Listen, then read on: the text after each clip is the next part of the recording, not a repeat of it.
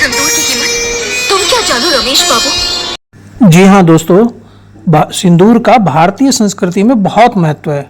हर सुहागिन के लिए सिंदूर बहुत जरूरी है। ईश्वर का आशीर्वाद होता है, एक चुटकी सिंदूर पुष्पा सुहागन के सर का ताज होता है। एक चुटकी सिंदूर हर औरत का ख्वाब होता है। एक चुटकी सिंदूर। सिंदूर का महत्व हम इन डायलॉग से समझ ही गए कि कितना महत्वपूर्ण है भारतीय संस्कृति में।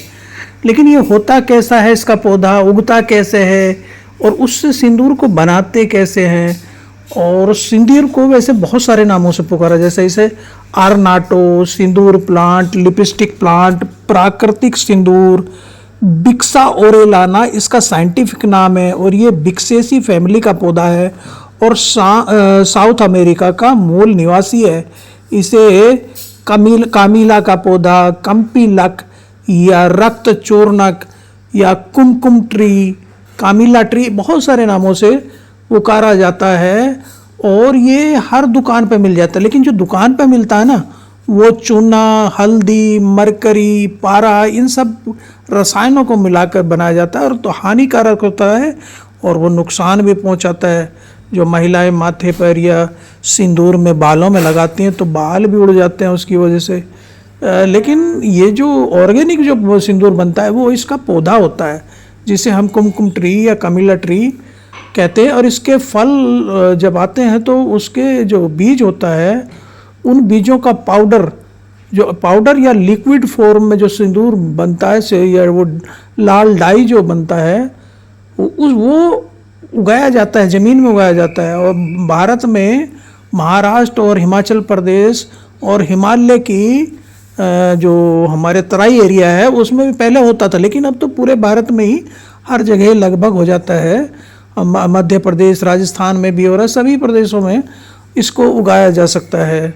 तो एक पौधे से एक बार में 2.5 किलो तक सिंदूर फल निकल आ सकता है और अमरूद की तरह के पेड़ हो जाता है। इसका काफ़ी बड़ा होता है, 20-25 फीट बड़ा हो जाता है। और इसके फल से बीज निकालकर इन्हें पीसकर सिंदूर बनाया जाता है। इसमें और कोई ख़ास प्रोसेसिंग की ज़रूरत नहीं पड़ती। तो हम बहुत सारे पौधे नर्सरी से लेके आए हैं, उनमें ज़्यादातर वो औषधीय, मेडिसिनल प्लांट, हर्बल प्लांट है। हमने एक हर्बल गार्डन अपनी छत पे ही बना रखा है। तो हमारे पास 100 से भी ज़्यादा हर्बल गार्डन में हर्बल पौधे हो गए, मेडिसिनल प्लांट्स हो गए हैं। तो उनमें आज हम रिपोर्ट कर रहे हैं, जो नर्सरी से लेकर आए उसकी रिपोर्टिंग कर रहे हैं एक गमले में। तो ये जो हमारा जो सिंदूर का पौधा है, इससे जो सिंदूर बनता है वो एकदम नेचुरल होता है। फल इसमें गुच्छे में लगते हैं, शुरू में हरे रंग के आते हैं, बाद में लाल हो जाते हैं। और इनका जो ना कोई साइड इफ़ेक्ट भी नहीं होता इसे माथे पर, बल्कि भोजन पदार्थों में जो लाल रंग लाने के लिए इसका प्रयोग होता है, यानी इसे खाया भी जाता है। इसका प्रयोग उच्च श्रेणी की लिपस्टिक में होता है, उच्च श्रेणी की जो हेयर डाई होती है उसमें होता है, नेल पॉलिश में भी होता है, रेड इंक इससे बनाई जाती है। और पेट साबुन में, पेट जो ना पाचन के लिए भी महत्वपूर्ण है, पेंट इसका बनाया जाता है और साबुन में भी इस्तेमाल होता है। और इसके लगाने की तरीक़ों की बात करूं तो ये बीज से भी लगाया जा सकता है और कटिंग से भी, और आप नर्सरी से ला के भी लगा सकते हो, जैसे हम लेके आए हैं। तो इसके लिए बड़ा सा गमला चुनिएगा, बड़ा सा, क्योंकि काफ़ी बड़ा पेड़ हो जाता है। और ये ऑर्नामेंटल प्लांट वैसे भी अच्छा लगता है। तो इसे ज़्यादा खाद, ज़्यादा पानी नहीं चाहिए। ज़्यादा खाद, ज़्यादा पानी देते हैं तो मर सकता है, और कम देते हैं तब इस पर फल नहीं आएंगे। तो ये समस्या है, तो इसको देख के चलना है। तो ये देखिए, हम इसमें जो हमने मिट्टी मिलाई, इस मिट्टी में हमने गार्डन सॉइल, वर्मी कंपोस्ट, नीम खली और कुछ सैंड लिया है, जिससे ये वेल ड्रेन सॉइल में ये होता है। और इसलिए इसका ध्यान रखना पड़ता है। इसे अनाटो नामक एक प्राकृतिक नारंगी, जो अनाटो जो होता है एक प्राकृतिक नारंगी लाल रंग का पदार्थ होता है जो बीजों की ऊपरी सतह पर चिपका होता है। और ये एक बहुवर्षीय झाड़ी है और इसमें गुच्छों में फूल आते हैं, गुच्छों में फल लगते हैं और जंगली गुलाब जैसे लगते हैं। गुच्छों में लगे फलों पर मुलायम कांटे से भी होते हैं। तो ये फूल जो है ना, इसमें हर फूल में 30 से 45 तिकोने बीज होते हैं। जो लाल रंग के एरिल से ढके होते हैं। पकने पर फल चटक जाते हैं और बीज बाहर आ जाते हैं। मक्खन, चीज, मार्गरीन, आइसक्रीम, मांस, दवाओं, शराब आदि में और कॉस्मेटिक पदार्थों में इसका जो आकर्षक रंग देने के लिए इसका व्यापक रूप से प्रयोग होता है। इसका पौधा बस पाले वाले और शीतोष्ण जो अपने स्थान होते हैं उनको छोड़ के नम गर्म जगह पे ये आसानी से चलता है।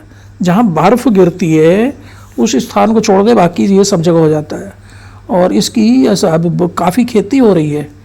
पहले ये हिमालय की तराई में होता था, लेकिन अब तो लगभग सभी जगह पे इसकी खेती हो जा रही है। हाँ, भारत के हर भाग में ये बोया जाता है। ये एक औषधीय वृक्ष है और केवल बर्फीले, जैसे मैंने बताया, केवल बर्फीले और रेगिस्तान, बिल्कुल रेत को छोड़कर सब जगह हो जा रहा है। शरद ऋतु जो में ना इसके वृक्ष पे ये वृक्ष फूलों से भर जाता है सर्दियों में, और जनवरी फरवरी में फूल और मार्च तक फल आ जाते हैं। इसकी पूजा भी की जाती है क्योंकि ये सुहाग का प्रतीक माना जाता है। हर औरत का ख्वाब होता है एक चुटकी सिंदूर की कीमत। तुम क्या जानो रमेश बाबू, का सर का ताज होता है एक चुटकी सिंदूर। सिंदूर के पौधे को शुभ और मंगलकारी माना जाता है। हर्बल ट्री है, चर्म रोग, सफ़ेद दाग, इनमें काम आता है। त्वचा के लिए बहुत बढ़िया है। इसकी पत्तियां भी और इसके बीज भी, फल भी, सभी इसका इस्तेमाल दवाइयों में होता है। मान्यता है जब सीता माता भगवान राम के साथ वन गमन पर गई थी तो इसी वृक्ष के फल से मिलने वाले सिंदूर को मांग में लगाती थी। ऑर्गेनिक रंग के रूप में इस्तेमाल होता है। हनुमान जी की मूर्ति पर सिंदूर को चढ़ाया जाता है। छठ पूजा में इसका खूब प्रयोग होता है।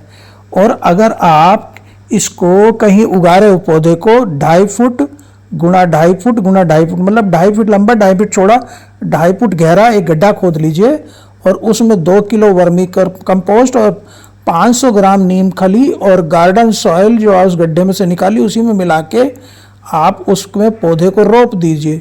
और अगर खेत में आप पूरी खेती करना चाह रहे हैं तो 10 फीट इसकी जो प्लांट से प्लांट की दूरी और 10 फीट ही आपको रखना है लाइन से लाइन की दूरी। तो ये सिंदूर जो होता है ना, और जो रासायनिक सिंदूर होता है उसकी तुलना में ये ठंडा होता है। आप इसे पहचान सकते हैं कि ये ठंडा होता है। इसका इस्तेमाल कुष्ठ रोग, कब्ज, पाचन, अल्सर, खांसी, गुर्दे की पथरी, नेत्र विकार, ब्रोंकाइटिस, दाद, खाज, खुजली, टाइफाइड जैसे बीमारियों में इस पौधे के पत्तियों का, इसके बीजों का, इसके फलों का इस्तेमाल होता है। इस प्राकृतिक सिंदूर में जो अपनी खुशबू भी ज़्यादा आती है। और ये क्या है, अगर आपके हाथ पे लगा है तो ये हवा के साथ उड़ भी जाता है, लेकिन जो रासायनिक है उसके क्रिस्टल आपके हाथों पे, आपके माथे पे जहाँ भी लगाते हैं वहाँ लगे रह जाते हैं, जबकि ये उड़ जाता है। और इसमें गंध भी ज़्यादा तेज आती है, सुगंध जो होती है वो तेज होती है। और इसको आप जला के देखो तो इसमें और ज़्यादा तीखी गंध आती है, जबकि रासायनिक वाले में ऐसा नहीं होता है और ये जल भी जाता है।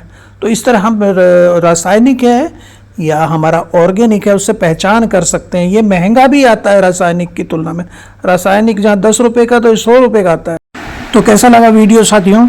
अच्छा लगा तो लाइक करिएगा, कमेंट करिएगा, और अभी चैनल को सब्सक्राइब नहीं किया तो सब्सक्राइब करना मत भूलिएगा और बेल आइकन को जरूर दबा दीजिएगा। थैंक यू दोस्तों, फिर मिलते हैं एक ऐसे वीडियो में। नमस्कार।